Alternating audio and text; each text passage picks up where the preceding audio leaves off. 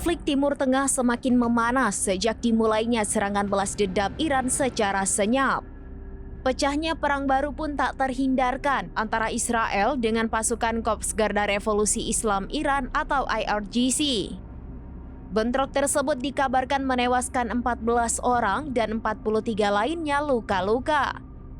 Dikutip dari The Times of Israel via Tribun News pada Kamis 12 September 2024, pasukan pertahanan Israel melakukan serangan terhadap fasilitas senjata Iran.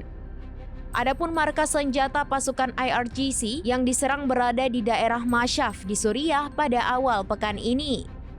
Serangkaian serangan yang diduga dilakukan Israel menghantam lokasi militer Iran di Suriah yang memicu kebakaran hebat.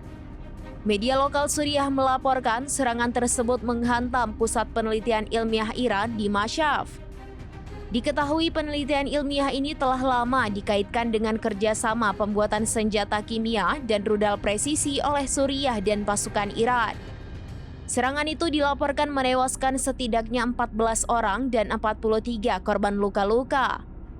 Sementara di sisi lain, IRGC menegaskan akan segera melakukan serangan balasan, sebagaimana sebelumnya Iran membabat 12 kapal Israel di perairan internasional.